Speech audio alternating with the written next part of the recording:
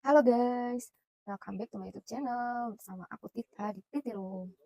Nah, aku sekarang mau melanjutkan review buku aku yang kemarin, The Principle of Power. Nah, aku mau share beberapa yang pernah aku lakuin di buku ini.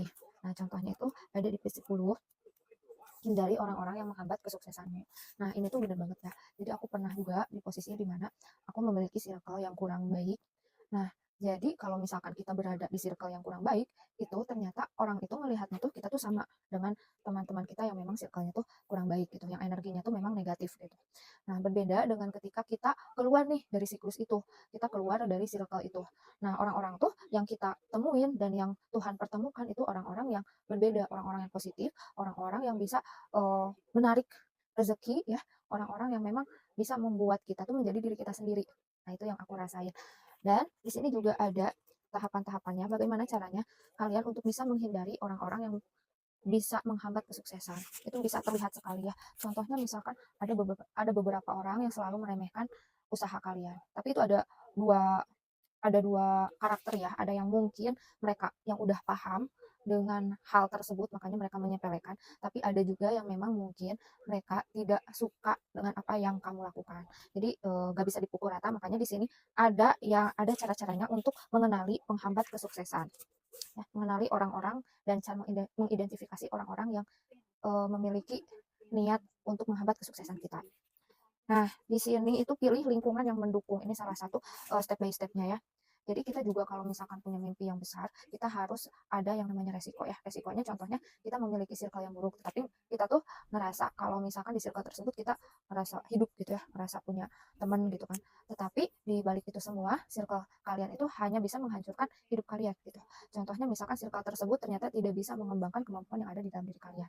Dan teman-teman kalian pun tidak bisa mendukung apa yang kalian lakukan. Nah, itu lebih baik kalian meningkatkan potensi diri sendiri dan juga mencari circle yang memang bisa mendukung masa depan kalian itu. Nah, yang aku lakukan pun seperti itu ya.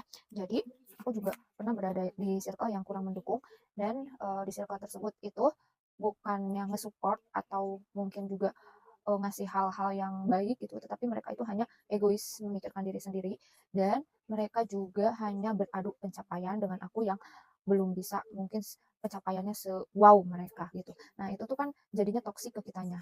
Kita juga ujung-ujungnya tuh selalu membandingkan diri kita dengan orang lain, dengan mungkin teman kita sendiri yang omongannya sudah tidak bisa terfilter lagi. Nah, itu adalah circle yang memang harus kita hindari. Jadi ya perlakukan orang yang seperti itu ya ketika kita butuh aja gitu. Jadi jangan kayak kita tuh benar-benar butuh mereka gitu, karena mereka pun sebenarnya hanya menyepelekan kita gitu. Mereka tuh merasa lebih baik dari kita gitu. Apalagi dengan finansial mereka yang mungkin bisa lebih dari kamu gitu, atau lebih dari yang mereka pikirkan gitu.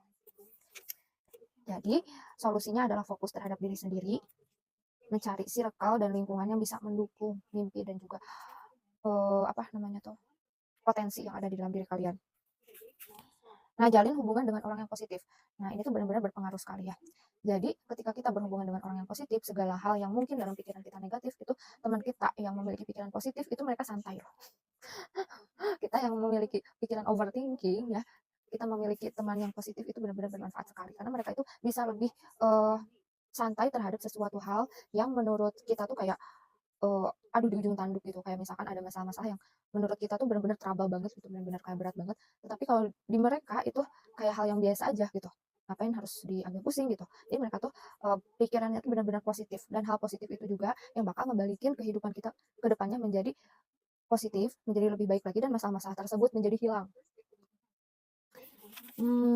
Nah, di sini itu aku baca juga ya, yang page 11. Di sini ada jadilah magnet sosial ya. Nah, ini mungkin bagi orang-orang yang memang sudah bisa tahu ya dan menempatkan diri ya. Jadi magnet sosial itu seakan-akan kita tuh menjadi orang yang berpengaruh di dalam suatu komunitas atau di dalam satu circle pertemanan, dengan cara kita bisa membantu mereka dalam beberapa hal atau mungkin membuat mereka menjadi tergantungan terhadap kita gitu. Dengan catatan kita juga harus pintar-pintar ya, misalkan antara dimanfaatin atau memang mereka itu worth it buat kedepannya gitu. Nah, ini baru sampai sini. Kenali kesempatan dalam setiap situasi ya. Nah, jadi kita itu harus paham kesempatan-kesempatan yang bisa membuat diri kita itu menjadi lebih gitu. Contohnya misalkan kita masih belum bisa apa sih gitu ya, mimpi kita jadi apa, misalkan pengen jadi penyanyi. Nah, kekurangan kita misalkan, masih ada not-not yang masih false gitu ya. Nah, berarti kita harus bisa berlatih gitu. Nah, kesempatan-kesempatan yang lain mungkin yang bisa membuat kita menjadi lebih percaya diri, contohnya misalkan kita bisa, ambil kayak nyanyi offline di kayak di kafe-kafe gitu, misalkan memberanikan diri, terus, contoh misalkan di live-live gitu. Nah, itu mungkin kesempatan-kesempatan yang bisa menjadi peluang, yang pertama kita belajar, yang kedua kita juga bisa mendapatkan cuan. Jadi, kita harus mengenali kesempatan-kesempatan dalam setiap situasi, gitu. Ketika datang kesempatan, belajarlah untuk mengambilnya dengan bijaksana. Nah, ada juga misalkan kalau tidak berhubungan dengan bakat, contohnya misalkan ada pekerjaan ya, di mana pekerjaan itu lebih worth it dibandingkan pekerjaan kamu sebelumnya. Karena misalkan yang pertama dia itu perusahaannya lebih besar, yang kedua misalkan dia itu menawarkan perkembangan karir dan juga skill. Atau misalkan si perusahaan tersebut itu bisa membiayai kuliah kalian sampai ke luar negeri jika menjadi karyawan yang baik atau yang terbaik gitu ya. Nah, itu berarti kan kesempatan yang harus kita ambil gitu. Oke, paling itu aja ya yang bisa aku sampaikan. Maaf jika komunikasinya belum lancar banget karena aku memang senang langsung gitu ya, langsung menumpahkan yang ada di pikiran aku ke dalam video ini tanpa ada skrip, tanpa ada apapun. Dan aku juga mereview buku ini mungkin enggak sesuai yang ada di sini, aku hanya ngambil poin-poinnya yang ada di dalam kehidupan aku dan yang pernah aku lakuin yang poin-poinnya ada di sini. Nah, di sini itu mungkin ada poin-poin yang bisa lebih ya, dan juga ada yang memang cerita-cerita dari seorang tokoh-tokoh pada masa lalu yang di sini juga dijadiin sebagai contoh ya dari poin-poin tersebut.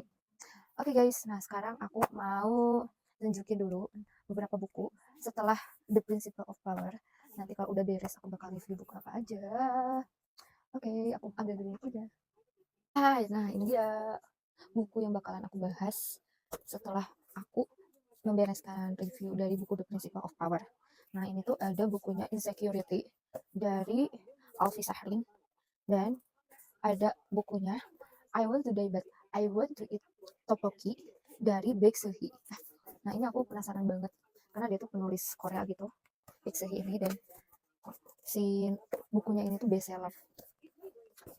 Oke, paling itu aja yang bisa aku kasih ke kalian. Makasih udah nonton video aku. Jangan lupa like, comment, and subscribe. Bye bye.